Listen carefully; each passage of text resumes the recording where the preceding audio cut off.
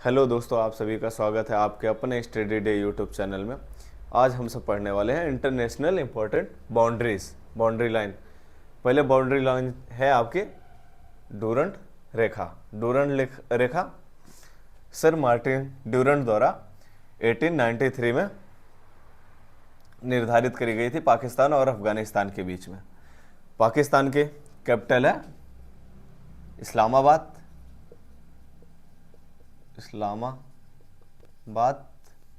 And currency है पाकिस्तानी रुपया और लैंग्वेज उर्दू और इंग्लिश। एंड अफगानिस्तान की राजधानी काबुल, इसकी करेंसी है अफगानी रुपया, इसके लैंग्वेज है फारसी। दूसरी लाइन है रेड क्लिफ लाइन, जो कि 17 अगस्त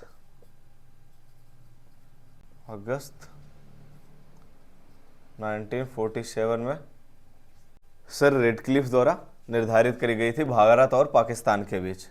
पाकिस्तान की राजधानी आपको पता है इस्लामाबाद, करेंसी पाकिस्तानी रुपया एंड लैंग्वेज इंग्लिश और उर्दू। भारत की राजधानी न्यू दिल्ली,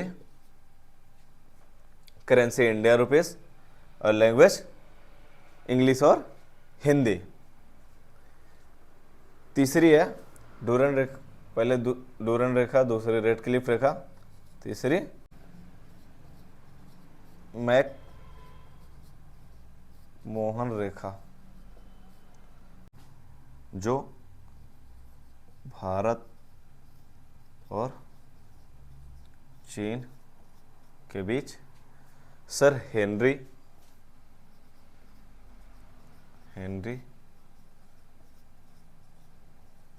मैकमोहन द्वारा निर्धारित करी गई थी। भारत की राजधानी न्यू दिल्ली और currency Indian rupees and language Hindi और इंग्लिश है। चीन की कैपिटल बीजिंग और करेंसी युआन। ओके,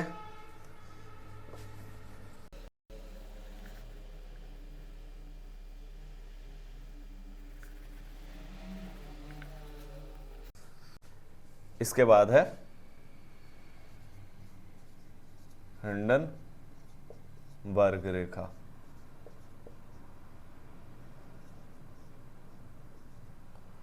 जो जर्मन और पोलैंड के बीच। जर्मन की कैपिटल बर्लिन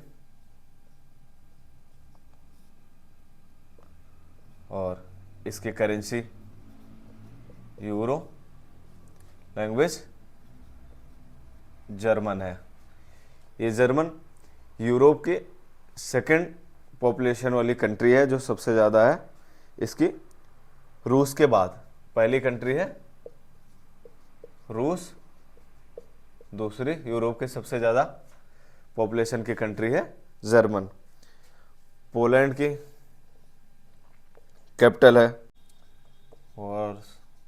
वार्सा एंड इसकी करेंसी है यूरो।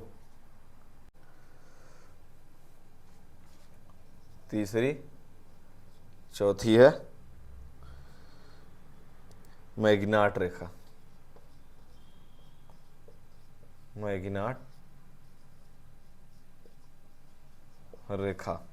जो जर्मनी और फ्रांस के बीच है। जर्मनी प्लस फ्रांस के बीच है। 17वीं समांतर रेखा, जो उत्तरी वियतनाम प्लस दक्षिणी वियतनाम के बीच की रेखा थी। उसके बाद 1776 में वियतनाम के एकीकरण के बाद, कितना, 1776 में वियतनाम के एकीकरण के बाद ये रेखा खत्म हो गई।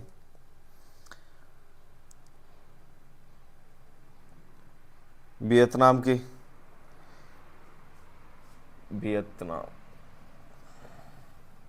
वियतनाम की कैपिटल है हनोई, करेंसी है दोग एंड लैंग्वेज है वियतनामी नामी।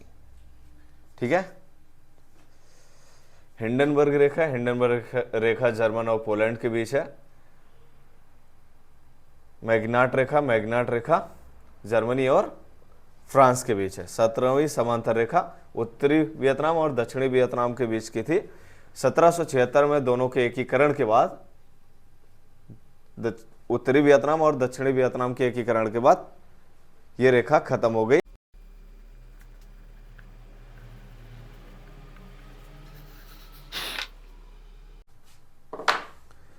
वियतनाम से जुड़े कुछ इंपॉर्टेंट पॉइंट रह गए। वियतनाम, बौद्ध धर्म यहां का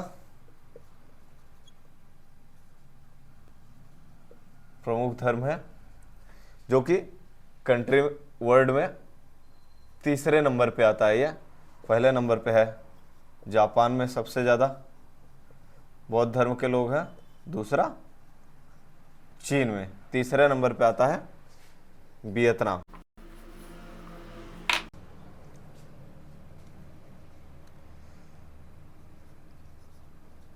उनतीसवीं समांतर रेखा, 38वीं समांतर रेखा ये है उत्तरी कोरिया प्लस दक्षिणी कोरिया के बीच। उत्तरी कोरिया और दक्षिणी कोरिया के बीच। दक्षिणी कोरिया को शांत सुबह की भूमि भी कहा जाता है। शांत सुबह की भूमि कहा जाता है। क्यों कहा जाता है, आप लोग बताइए। उत्तरी कोरिया की कैपिटल है प्योंगयांग, प्योंगयांग जो वहां का सबसे बड़ा शहर है, सबसे बड़ा शहर है। एंड इसकी लैंग्वेज है कोरियाई एंड करेंसी है उत्तरी कोरिया वान। दक्षिणी कोरिया का कैपिटल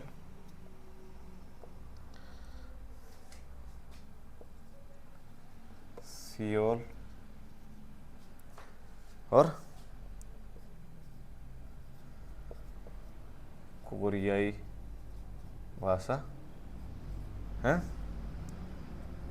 वहाँ की करेंसी है दक्षिणी कोरियाई वान। ठीक है। 38वीं समांतर रेखा उत्तर कोरिया और दक्षिण कोरिया के बीच की है। इसकी कैपिटल है योंगयांग, जो सबसे बड़ा शहर है वहाँ का, और लैंग्वेज कोरियाई है। उसकी करेंसी है उत्तरी कोरियाई वान। ओके। दक्षिणी कोरिया को शांत सुबह की भूमि भी कहा जाता है। उसकी कैपिटल सियोल है, करेंसी लैंग्वेज कोरियाई, करेंसी दक्षिणी कोरियाई वान।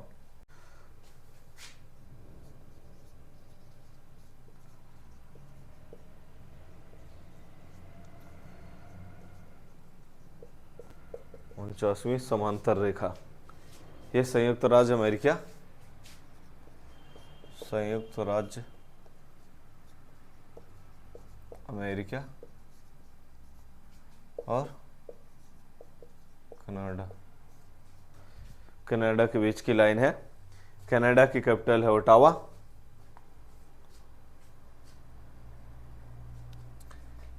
कनाडा की कैपिटल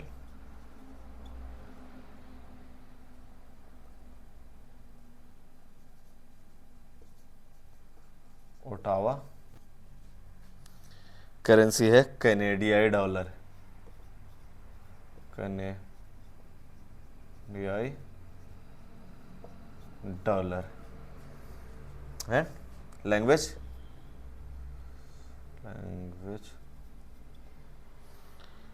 अंग्रेजी और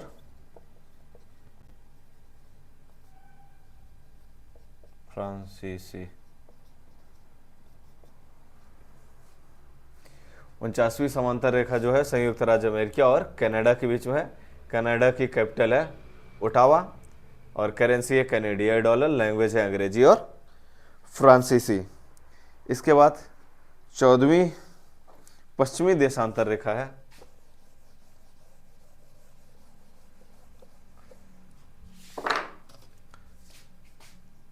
इसके बाद 14वीं पश्चिमी देशांतर रेखा है जो कि अलास्का और कनाडा के बीच में है। अलास्का ये संयुक्त राज्य अमेरिका का है, अमेरिका और कनाडा। ये 14वीं पश्चिमी देशांतर रेखा जो कि अलास्का और कनाडा के बीच में है।